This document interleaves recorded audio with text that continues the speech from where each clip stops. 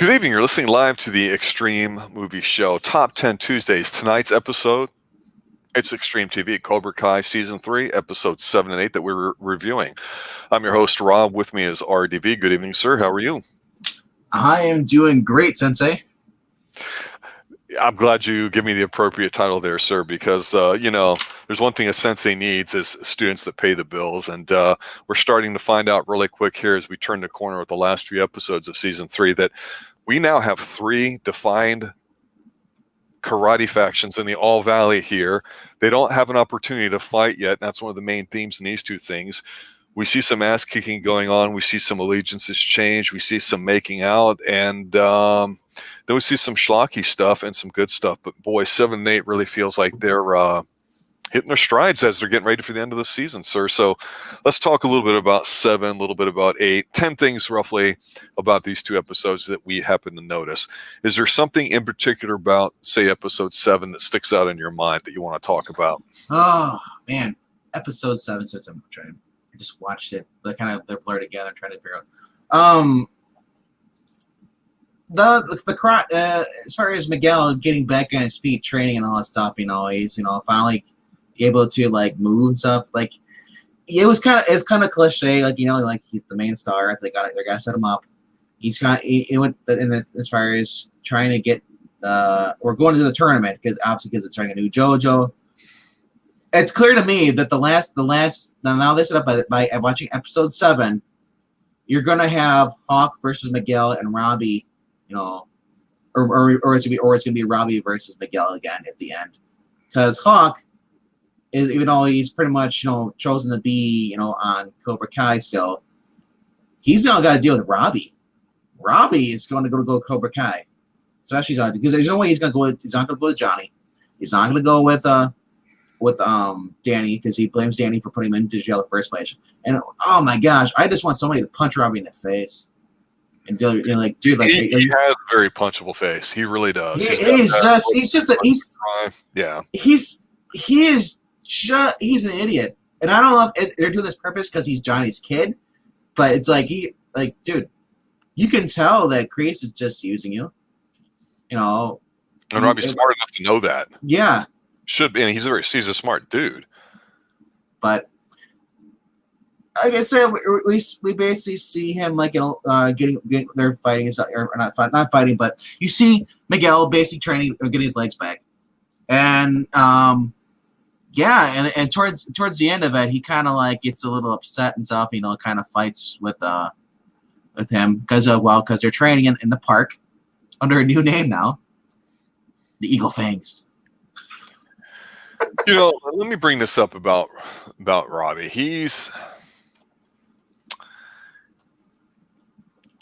I don't hate him. He has the punchable face.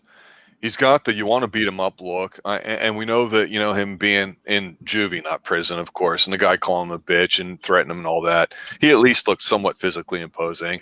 So there's absolutely no way that Robbie would, be able to do it. But here's the problem with Robbie, and I'm a little biased, so I've got to admit that this is one of the things I don't like about Robbie and his character. I'm not saying the guy's a bad actor.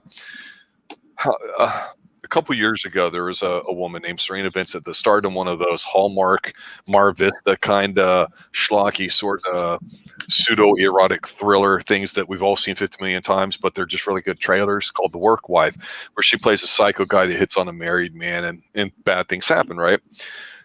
It takes you back to the time when people like Richard Gere were the smooth, sexy guy, like in the Internal Affairs, that you go, man, the guy's a slime bag, but damn it, he does it so good, and they were believable. Robbie's character, whatever the name of the actor is in a more recent one called Deadly Seduction or something, where he bones this guy's mommy whose husband died, but of course, Robbie's father's killed her and all that. Why is this important when it comes to this? Because that's the only redeeming thing about him. He's not smug or sexy or anything about him where one thing works. That's the problem with Robbie. The only thing that works with Robbie in the show is the fact that he's somewhat kind of a smart guy, street smart, and I just don't think he gets an opportunity to really use that a lot. And scenes from earlier in the seasons where you can tell just hanging out with the street thug buddies, he's smarter than them. He knows how to work customers over really well. He's a natural born kind of like salesman stuff. So to see him getting totally bitched out and punked out with the stuff that happens in these 2 episodes, specifically Sam, cozying up to Miguel and him walking in on them making out or something like that. It's not like his character to me to really bitch out again and cry. For God's sakes, you're just in juvie. You're on the streets. I think he'd be a little harder and tougher. I don't know. It's just he seems sincere with his interactions with LaRusso, and it's kind of creepy because he's a high school kid and LaRusso's not his father, and he's got that stupid son that we see for 2 seconds, every season, and that's it. So the dynamic is a little off, but him and LaRusso have chemistry, and he's not bad and he's smart. It seems like to me he's one of the worst written characters as far as the situations he's put in. It's just not working for him, and I'm just saying I don't think it's his fault. That's one of the things I think that's making it drag. What's your take on that? The whole thing with Robbie, like I said, like Robbie, he just seems like it's a poorly written character. I know they're trying to go for the whole cliche and everything with that, and I just like it's just like. Now, and especially in the episode 8, like you could tell what's going on. As soon as Robbie gets out of prison, he's out of juvie, so it's nothing to do with his dad. His dad's there to pick him up, and I think it's like, why would Johnny even be there? Well, he's my son. I'm like, you didn't give a crap about him before, though. It is true. I understand what Robbie's point. He should have showed up. Robbie is his son. I don't care if Miguel is his sensei. I think that was weak writing. And, he knew what Robbie was coming out. He could have accommodated, Miguel and him. Yeah, that's where I think this show's come down to earth a little bit. Some of the stuff you just go, that's just too convenient. Yeah. Well, and they said it's all plot, as far as as far as story driven, as far as the reason why they did, because they want Robbie and Cobra Kai. They hinted it in episode 6 when Chris went talk to him. Yeah. On 7 now, he's like, you see him, he gets out of juvie, and so now he's episode 8. They didn't show him going into Cobra Kai, joining it, but it's going to happen because episode 8, we see basically what's the name? Miguel's first day back at school. Mm-hmm. There's a rift between him and Hawk because he found out what Hawk did to broke his arm. Dimitri's arm. And he's like, dude, you all been brainwashed, drinking the Kool-Aid and stuff. And I love it. I love when Miguel talks to Johnny and tells him, like, yeah, they're all drinking Kool-Aid. He's like, what's wrong with Kool-Aid? I just love Kool-Aid. He's not like social aware. He's still stuck in the freaking 80s. I love it. But yeah, Sam he bumps into Sam. Him and Sam start talking, and like they hang out. And now they're really pushing Sam to be back with Miguel. Oh, they've been pushing it for a while. I know, but now they're finally acting. They're finally acting on it now. Whether they're going to be a couple towards the end of the season, I have no idea. But Tory's pretty much she's going after. I think she's going to go after Robbie now because they meet each other at the juvie. Basically the parole officer station there. Yep. And they kind of have a moment, and Tory's like, yeah, you don't want to, you're in here. It's because of Sam and her father and all this stuff, and Johnny and them, you don't. They're better than us, It's like, forget about Sam. She's moved on. She's called cozy with Miguel now, and they're it shows them so basically. So what I thought was kind of cool though at this episode, one thing I did like though was in episode 8, you had. Sam finally they're getting rid of Sam getting over freaking fears, And I think the reason they're writing so bad they do this because they're aiming for little kids to teach them as a moral lesson. It comes out like a PBS vibe, and I'm like, oh, but it does serve a point, that it says don't let fear rule you, and because it shows clips back to Karate Kid tournament where he fell down, he did say that it was true that and. Dan's like, I can't continue, and it's like, I'm scared. And he's like, dude, just focus. Mr. Round, he's like, yeah. So, my only complaint though is even though Daniel is back to training, the kids and stuff, is he going to teach them how to attack? Because otherwise that's pointless. He's going to use it. like I said, if he does use that technique that he learned from the other guy from the episode 5, yeah, Chosen, whatever it is. I don't. It's probably, if they're gonna use the technique, I probably won't be till like the very last episode if they do the tournament fight, and it's gonna be I'm as far as Eagle thing, I don't know if it's gonna stick around. Like I said, they might just merge with Myogi. It's a horrible name. It seems like it's an afterthought. And the problem here, and you brought up with Johnny, you know, about the Kool-Aid comment is, yes, we know he's not up on the quick turn culture phrases and the PC stuff that's out there and all the terminology. We get it, and it's neat. But at this point, we've been through 2.5 seasons.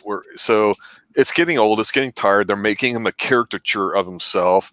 And, you know, it's cool, like with the Twisted Sister concert that they went to in the last time we reviewed episode 5 and 6, that, you know, okay, yeah, it was Twisted Sister. That was the actual band, you know, him tapping his foot and then pointing it out to him. That's kind of cool. That's a good way to use the 80s. I would also say that a lot of 80s music is kind of not being used a lot in this season for whatever reason. Although we do get a great dose of Wasp, I Want to Be Somebody, which is fantastic and probably lost on everybody watching. Mm-hmm. It's just one of those things where I really feel like these 2 episodes revolve around Sam. The only redeeming thing she's got for me watching this is that she realizes, screw this, they attacked us, we need to go on the offensive. And she, of course, has to get over her fear, and she has dreams of Tory drowning her, which is lame. And I think Miguel has a dream about them 2 fighting each other over him. Which, okay, that was hokey too, but it was kind of cool in a way. You can believe it. Well, but she's just insufferable to me, and at least she's almost becoming a bit better here, but there's no way she should be able to beat Tory's ass. Tory's actually shown that when, you know, she put herself out there a little bit for Miguel before and then got burned or whatever. She knows what's going on with all that stuff. She doesn't have time to play around. Even though her and Robbie seem like they're kind of very similar and very smart, they seem like brother and sister to me. They don't seem like a couple. Like, I can't see the romantic chemistry vibe between them at all. And right now, Tori's just written in such a way where she's like, you know what? I got so much crap going on. I'm going to focus on taking care of family, this and that, and then kicking ass. And you know what? She's emotionally invested in kicking ass. Right now, most everybody else, you know, doesn't seem like they are. And if it comes down to just a girl fight this time instead of a guy fight, and it's Sam and Tory, that might be interesting. I don't know. Maybe we see Sam do something to Tory. I don't know. But like I say, Tory's probably the most consistent character to her, you know, emotions and what she thinks and feels. She's, you know, so she's very believable. You understand her. Just like Kreese, we know where he is, and he's a bad dude. But one of the problems in here that just wasn't working too, you brought up Johnny. He also is like with Miguel, helping him. He hooks up with Miguel's mom. We saw that coming, you know, 2 seasons ago or whatever. But Miguel gets kind of like whiny and bitchy with him. You know, like, no, I want to fight. And it's like, no, take 5. And yeah, you just had a major event happen to you. The most important thing is your health. He's doing good coaching. And Miguel, who's been with him a long time and is bought into him, is not taking this very well. It's a bunch of weak sauce and not working. And, you know, I'm like, ugh. So anyway, I don't know. There's some good stuff in here, but some stuff, like I say, is just pointing out to me going, okay, this is where it's really kind of coming down to earth. What else is going on in these episodes? Well, like I said, we get the whole thing where Miguel shows up at the dojo and they kind of have a flirty moment with her and Sam, and like I said, like it's kind of corny because he's like, well, the last time we did this, I flipped you on your back, and he's like, well, try it again. And he's kind of like, I'm thinking like, dude, she could kick your ass right now. But she doesn't know it though. But right, like, yeah, because he can't do it, and he's pushing himself. The other thing, I'm like, as far as for future episodes, like I was really expecting episode 8, like, because now that someone else was a new cast member was gonna show up, Elizabeth Shue was gonna pop up, and because and talk to Johnny, or show up. Because right now, Johnny's at the moments where, yeah, he's got the girl again. He's got Miguel's mom's got the hots from again. So he's got her son walking, his good positive life, and she apologizes to him and everything. And then she kisses him at the end. I'm thinking, like, dude, now Johnny's gonna be like, and like, has to choose between like the, He doesn't have to choose. Well, they're gonna make it that way. I agree. They're gonna make it. They're gonna force him into that, and yeah, it's. Like I said, I have a feeling though Elizabeth Shue's character is only going to show up for like a cameo at the very last episode of the tournament. That's it. Like they're not even going to use her much. Because the problem with Johnny too is that he was the man. He still thinks of himself as the man. He's older. It was funny when he was trying to, he's still in high school, bro. To the to the one lady early on, so he could get in and go see Miguel, and she's like not buying it. That was kind of funny because he is older, but you can see him and his mom getting together, and his mom held off for a while and all that kind of classical Latin kind of family thing. She wasn't easy. So they definitely have a history. So it makes sense. And then with Allie coming on board, if they put him in a position where he's wishy-washy between both of them, I think that's going to suck because that's not how Johnny is. Johnny's a player, and if he's got someone and it's his, he's been loyal to that in the past. He's not been a schmuck with it. But Sheedy's character showing up, what's the point of it other than her showing up? Is it somehow she's going to get between them? Because here's the thing. The problem with this, I've said before, Sam's the worst character. The attention always has to be about her. She's the one that causes all the trouble with all these guys. That's why Tory gets pissy. That's why the guys get into it. You could argue everything is her fault for the most part.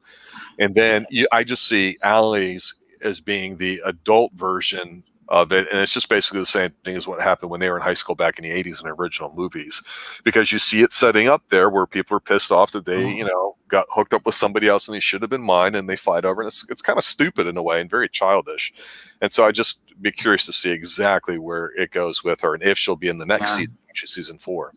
2 more things I thought were really weird. Why are Sam and Miguel drinking RC Cola? That stuff's gross.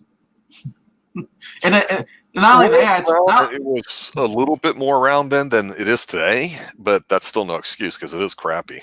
And I'm just saying today, they'd be like, hey, what am I going to do? Sure. That shows they didn't get sponsors. The only sponsor you could afford was RC Cola. You couldn't afford Mountain Dew or anything else, or even Coke.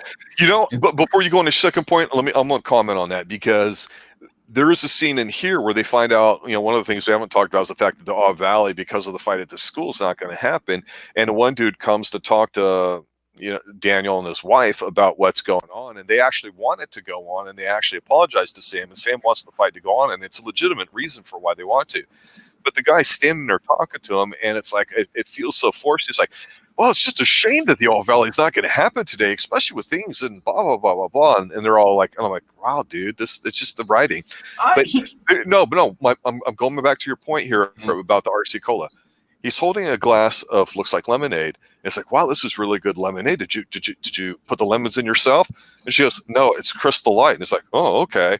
And it's such an obvious shield plug for Crystal Light, which is still around today, and it was very popular in the 80s. It's still very tasty, and it's a good. Was it Crystal Light, or did she give him tea? I thought she said no, that's Crystal Light. So I'm going, you know what? That's probably exactly what happened with RC Cola. It's just they were the ones that were willing to be the highest bidder, or didn't have a problem with it, as opposed to a Coke or something else. It's getting where it's just where they've got their structure down on what they want to do and how to do it. And they're so tight in these 35-minute episodes that they're now becoming quite painful in how obvious some of these things are. Yeah. Getting back to my other point was, how was Robbie able to leave the juvie and parole if he's only 17? He's not even 18 yet. It's just, are they just saying this is how it is in California?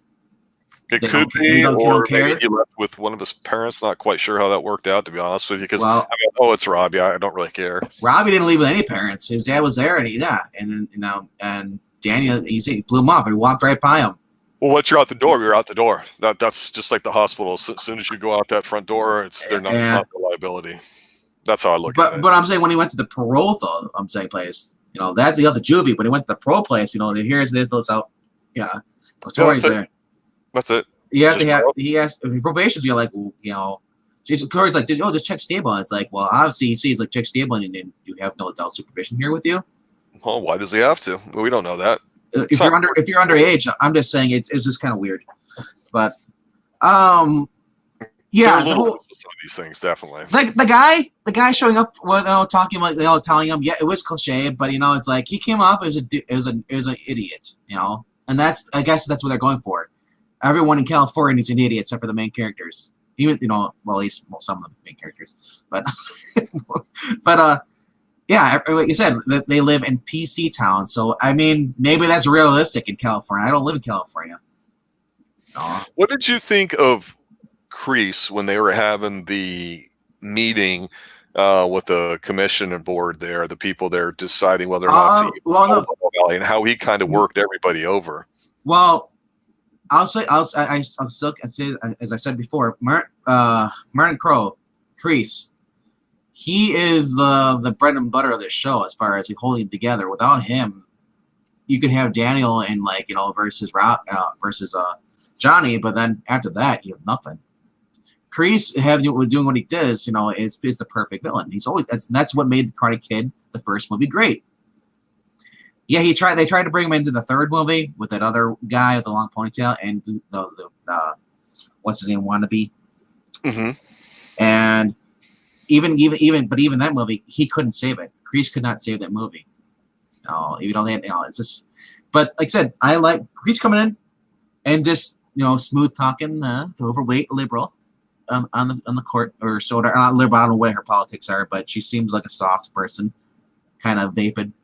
He told them what they wanted to hear. Yeah, he smooth talked her. That's not lying. That's just I'm saying. Harmful. Yeah, of course, because he's a snake. Snakes will charm you until they bite you in the heel. No, but I liked how Daniel's. I still love Johnny because Johnny, he's still a kid at heart. He's still the high school Johnny. He's grown up a little bit, but he's still there. He's still got punk. He's like, oh, what you gonna do? You ready for your little diary there? Talking to Daniel. He's like, no, we're prepared. He's like, what you gonna do? It's like, I'm gonna save this. I'm gonna shoot from the hip. I was like, that's kind of funny. But I love the fact that they did this. So they really emphasized, the what's going to come next in the next two episodes, the final two episodes of this season. By having them, whoever wants to, the columns are calling up the person, whoever wants to talk on this issue, come up. All three of them at the same time. But the problem is that Kreese does it first. They didn't really, I'm like, how did you not see Kreese in the front seat? Of course, because Daniel he's just a bookworm. He doesn't look up anywhere. His wife, who can't be in so many yards of him. Yeah, to me, in all of season 3. I've enjoyed, like I say, Tory's character being consistent. I hope that doesn't disappoint me, here in the last 2 episodes, but I will say this. The funniest writing device out of this entire season to me has not been, Yasmin hooking up with, what's-his-face, with the cast and the broken arm. That's okay, whatever.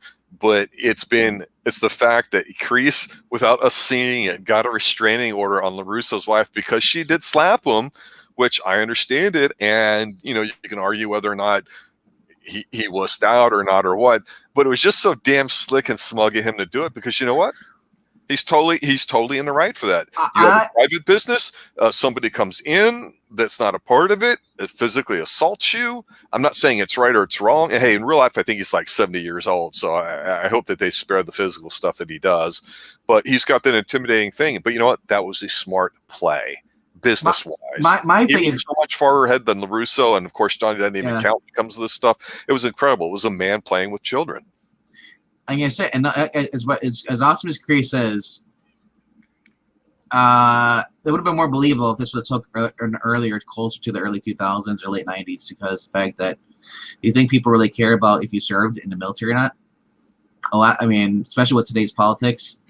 I don't think anybody really in California. I mean, you might find that couple people. Sure, there's some people, but it's especially with Hollywood. If this would have a Hollywood script, they would say like, oh yeah, I'm a captain in the army. It's like, so, Well, there's the big convenient thing everybody likes to say now. Have a good one. Whatever. You're just being civil. The civil response to everybody else. Well, thank you for your service. And people say it like they don't care. And I don't know about any of that, but that's central to his character, so I can see why they keep emcelebrating it. The question is will he be here until the show is completely over? Will he be out after a season or two? And I'm just glad that with all the celebrities go passing away, I'm he's still around, because if Martin Crow were to die, or anything, just pass away, this show it's over.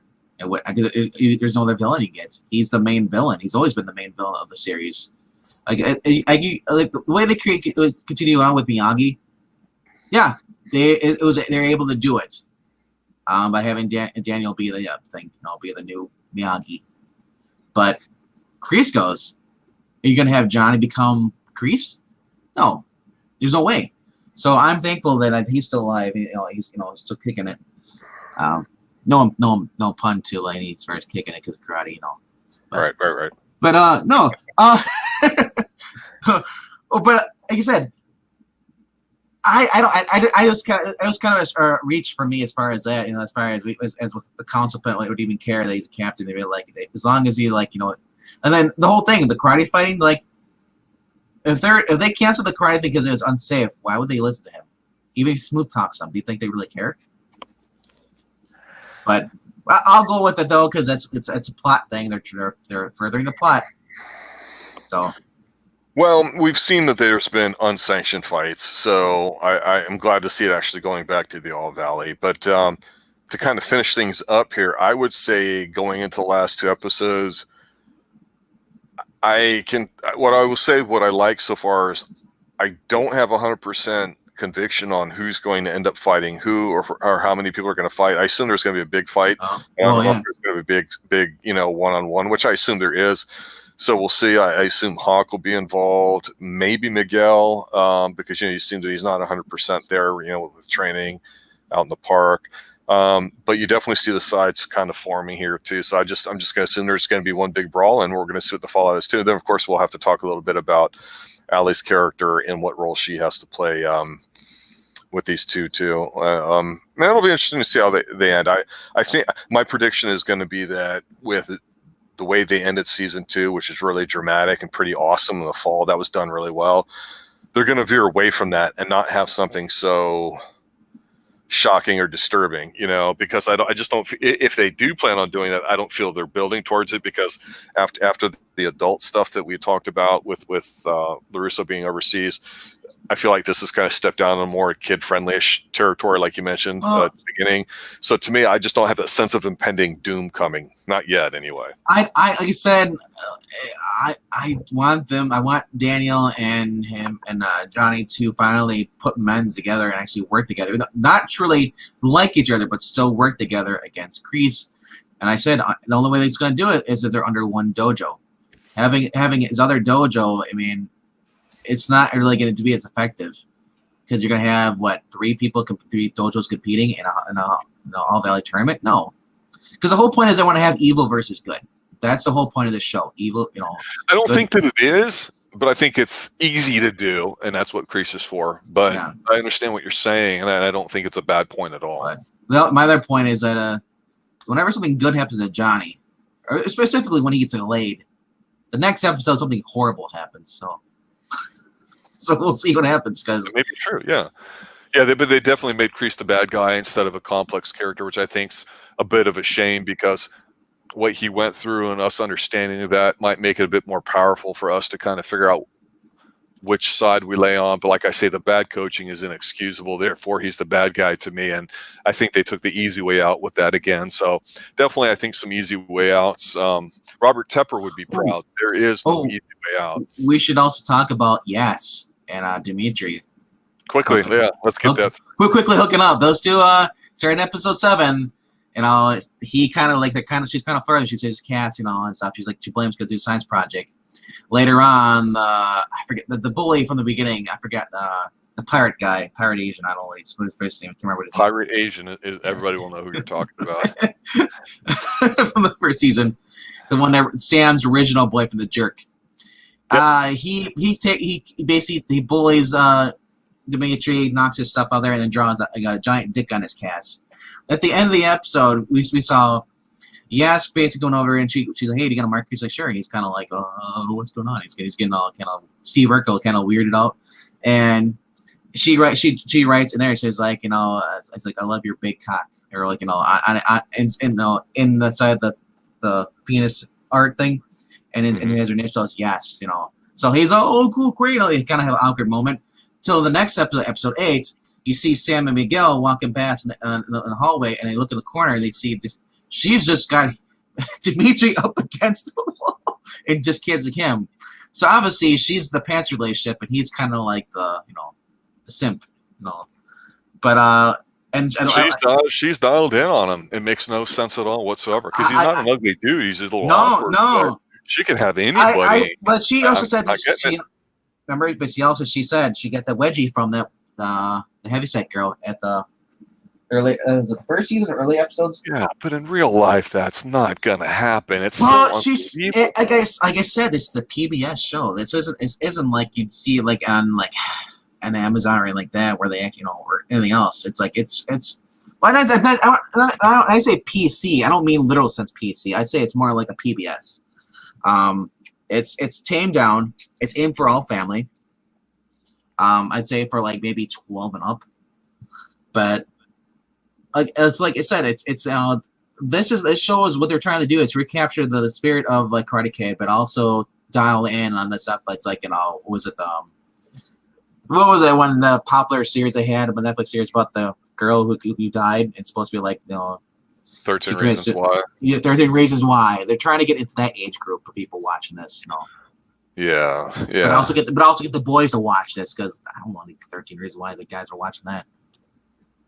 No, it's still the episodes still aren't bad. Like I say, it's just there's definitely some I think cracks showing, and I hope that in these final 2 episodes they're able to resolve them and all that too because it's still fun. It's easily digestible. And everything they kind of do is great. I'm missing a little bit of the 80s music and stuff like that, but being older than you, I just like it, but I do appreciate, the way that they could do that. I don't want them to become caricatures of themselves. They could do more by doing a little bit less, I think, in some places, especially if they plan on going, say, 3, 4, 5 more seasons, which I've heard talk of them doing.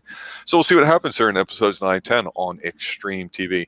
I'd like to thank everybody for listening. RDV, I'd like to thank you for showing up tonight and covering that here on Top 10 Tuesdays. Everybody, check it out if you haven't seen Cobra Kai Season 3. It's very digestible. We'll talk with you soon. Have a good night, and as always, stay extreme. Yes, Sensei. You stay extreme. No mercy. Karate chop. That's